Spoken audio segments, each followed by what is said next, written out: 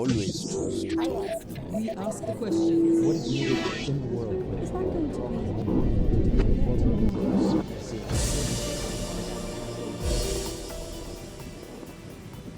When the sun came up on the morning of Tuesday, September 19th, the people of Dominica got their first glimpse of hell. It's just like a bomb went off here. Their small Caribbean island nation was destroyed, people were missing, some were feared dead. These images, filmed by a cameraman who works for the government, is some of the only footage from that morning. The night before, the eye of Category 5 Hurricane Maria made a direct hit. It ripped apart anything in its path. The entire country was left without electricity, water, or phone service. There was no way to contact the outside world or the world to reach anybody inside. Dominica went dark.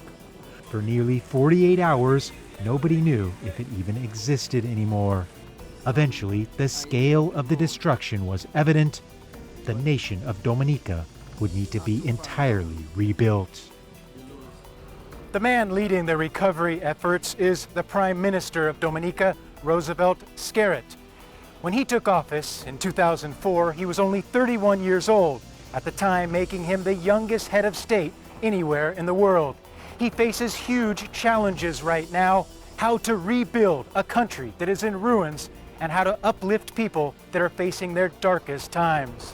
We came here to speak to him about what it was like to live during that hurricane, the challenges his country now faces rebuilding, and also the threat of climate change on poor island nations such as this.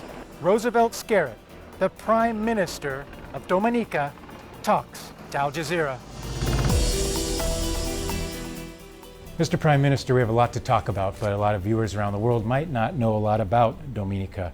So I want to share a few things. You were the last Caribbean island to be conquered by Europe, primarily thanks to fierce resistance from the local indigenous tribes here. Eventually, you were colonized, this island, by the French and the English, but you gained independence in 1978. You're an economy that was based on the export of bananas for many years, but you've changed the economy a bit, and now it's up and coming ecotourism site here. You have no military, and 95% of the population self-identifies as black or of mixed race. And because of the volcano islands here, it's considered the nature island of the Caribbean. Beyond that, what do you want the world to know about Dominica? We're a very peaceful country, very welcoming country, very hospitable people. We're top 5 best diving sites in the world. We had the second largest lake in the world, freshwater lake. We have many boiling lakes, beautiful flora and fauna. The only country in the Caribbean which has a national trail for hiking from the south to the north to the east, from the east to the west of the country.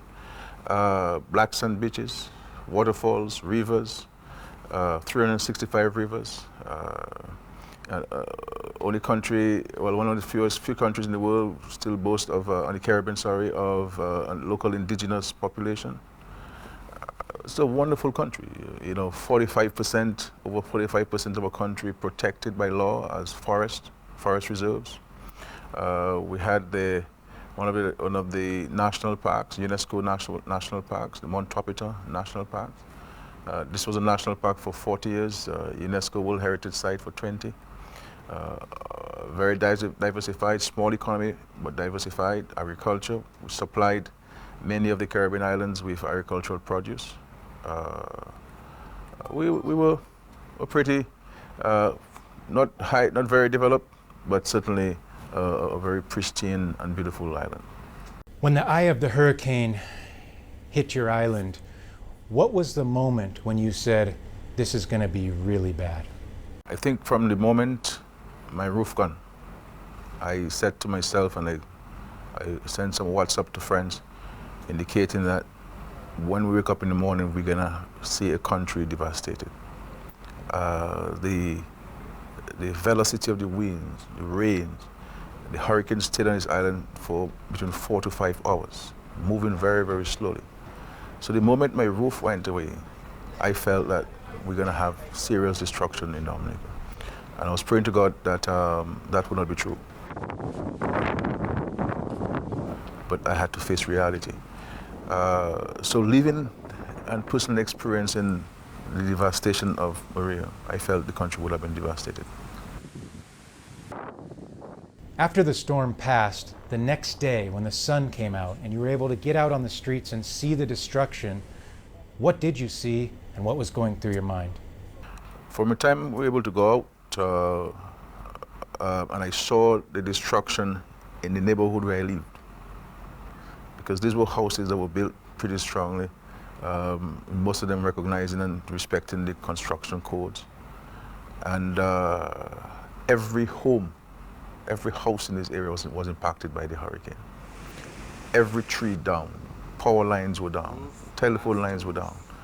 And my mind started racing on other communities that I know that are vulnerable. Other communities where I knew the houses were not constructed to the construction codes. And I felt that if this area was that impacted, we would have a complete national devastation. So I walked from my home to town. And as I went along, you could just see the devastation and meeting people. Everybody's home was impacted.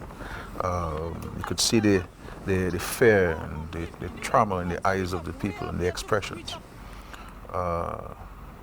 So I was able to move very early into the city and different parts to locate my family and of course to look at the destruction. It was total destruction. And I was able to go onto a helicopter late in the day to see it and flying over the country and visiting many villages. What I felt would happen on Monday night, Tuesday morning actually happened to the country. Complete devastation in every street, in every village in our country. It is very painful to see the suffering and the anguish of people. Flying into the island, everything is brown. All of the trees are just completely destroyed. There's one researcher that's been looking at the destruction. He's estimated that 100% of the agriculture has been destroyed on the island, and that 98% of the homes have either been destroyed or damaged. Is that true? He's correct. Agriculture is 100% destroyed. There's no question about this. 100%. There are no fruit-bearing trees or provisions. Every single tree has been impacted. Forest. Our entire forest has been completely washed away. And of course, 95+% of homes affected. There are homes that will have to be reconstructed completely. Maybe a few homes that can be salvaged with new roofs. You may see some of them standing, but structurally they are not sound. They have to be demolished. So he's correct. The tourism has been impacted.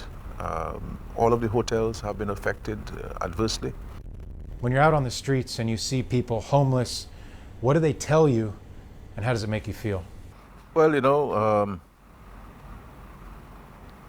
meeting them places additional pressures on myself because in large measure there is a feeling that they're going to require me to make their life better. You know, and I recognize that as a leader of the country, that is my responsibility. People are happy that they're alive, yes, but in many instances, they've lost everything. And we have to instill in them the hope, the expectation, the assurance that if we work together, we can make life better for ourselves with the help of the international community. So it is meeting people is very depressing. It is very emotionally draining because you don't want to see people in that suffering. I can't sleep at night because I know that there are many people out there whose roofs are the open skies. You know, and when it rains at night, one can imagine the deep suffering of the people.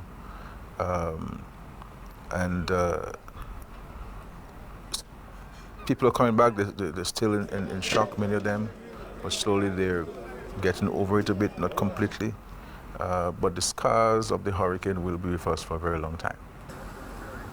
You know, people are still breaking down into tears every single day. You know, I meet them; they come to this office to see me. People are still emotionally distressed, and the fact is, they're the same people who have to provide the services: the nurses, the doctors, the police officers, the public servants, and all of them have lost their homes, their life investments. You know, some of them, the properties are not insured. You know, so it's a very, very disturbing thing for the mind and for the emotional state of our people. Do you have any idea how much aid money you're going to need to rebuild now after Hurricane Maria?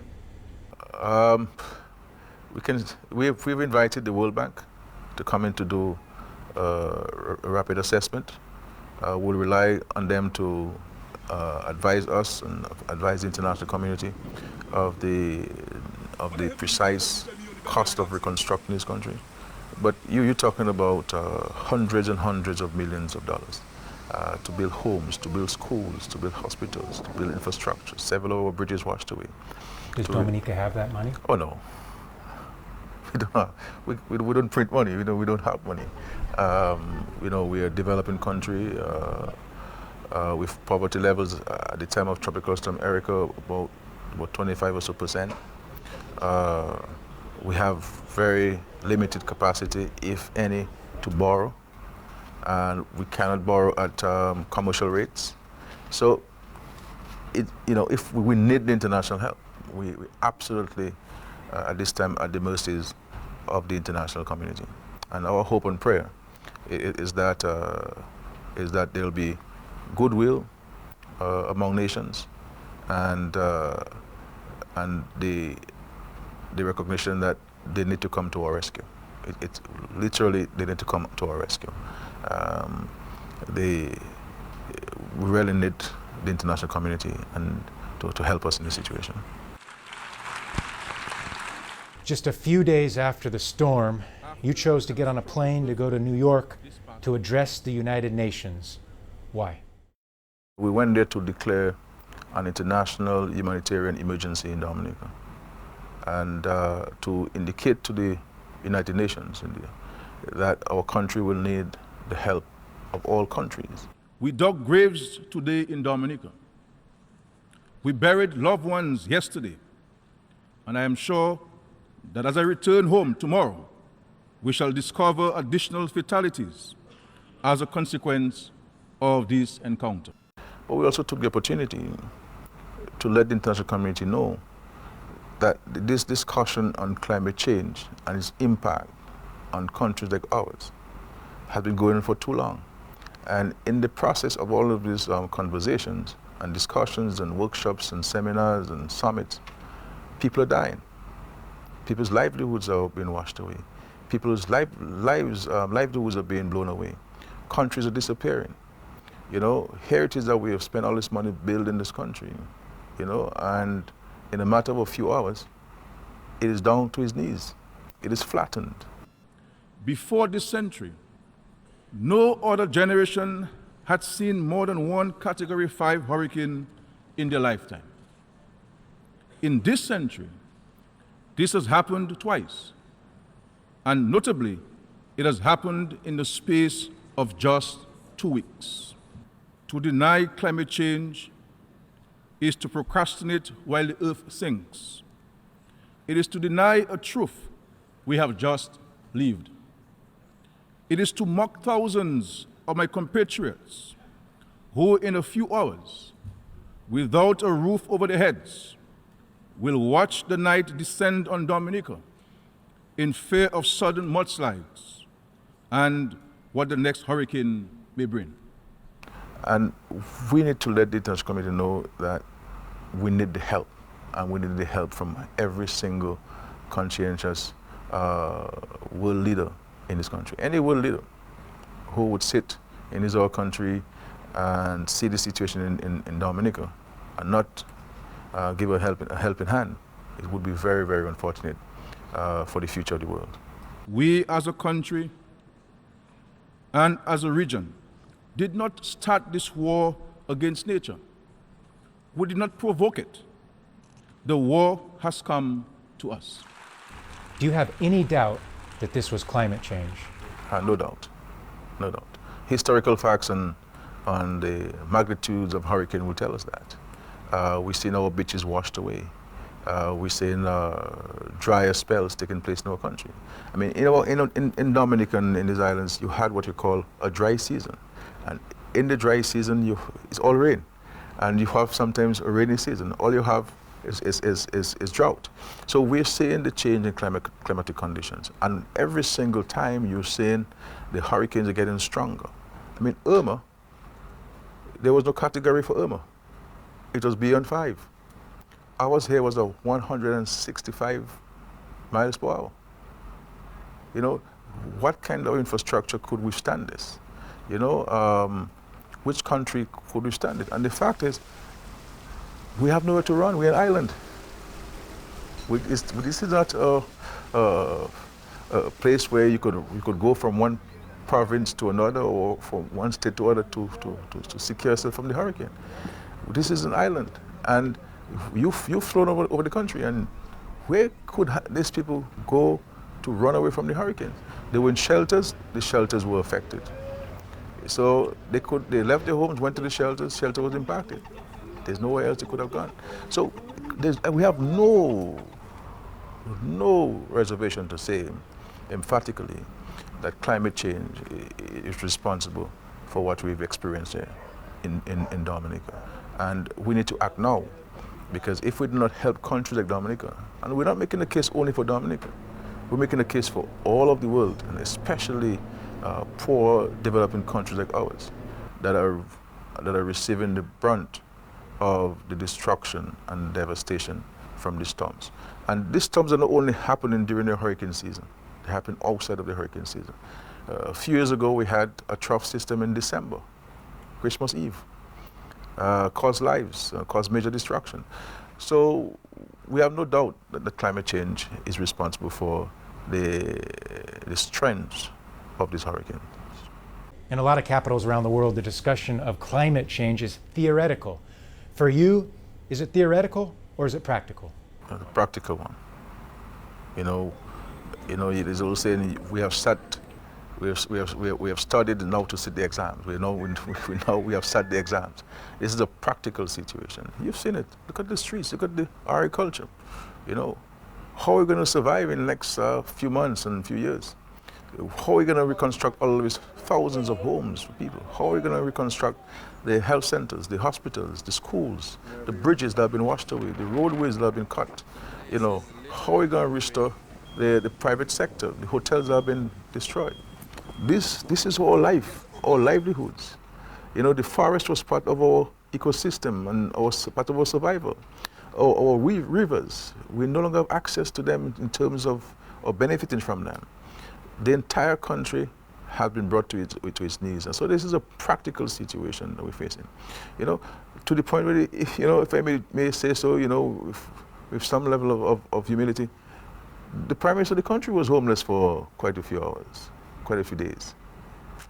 You know, it tells you about the extent of our vulnerabilities as small island states who are facing the brunt of the wrath of hurricanes and storms, largely due to the effects of climate change. The United States is considering pulling out of the Paris Climate Accord. How would that affect your country? You know, we do not believe that climate change ought to be an ideological debate or an academic exercise. And as I said previously, we are leaving this experience. And the folks in Florida too will tell you, the folks in Texas will tell you also that they're experiencing this climate change issue. Our hope is that the United States will recognize this and come back to the discussion table.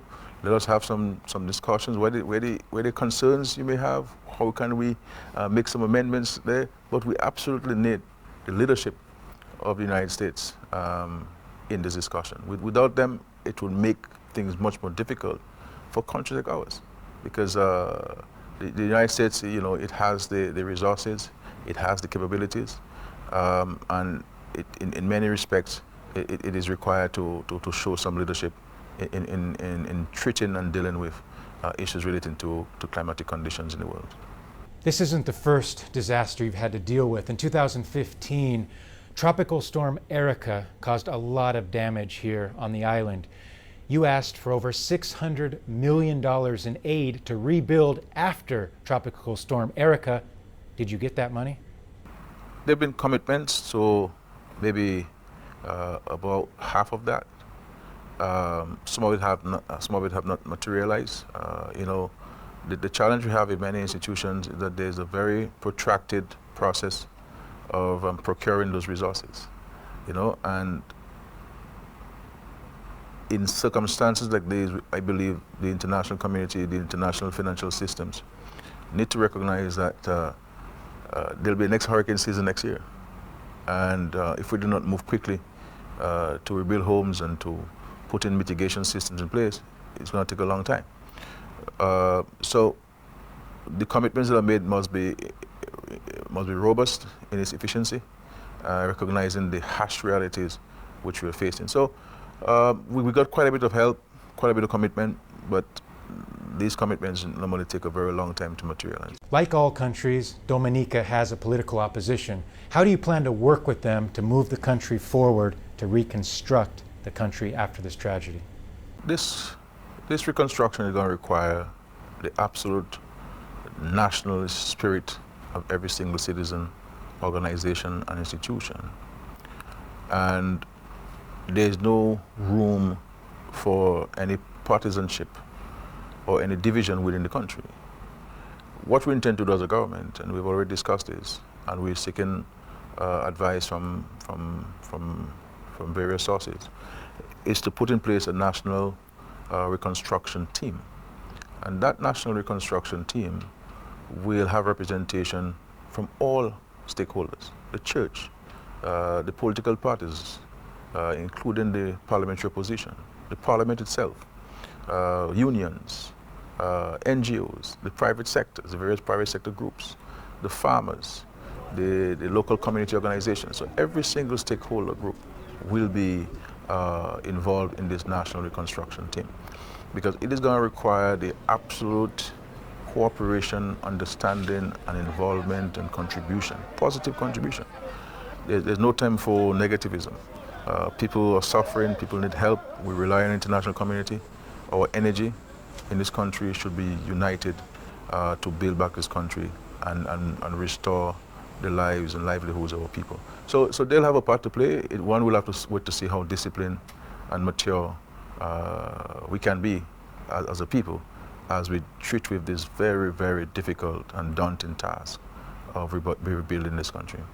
Given all of the destruction, when you go to bed, when you close your eyes, what is your hope for Dominica in the future?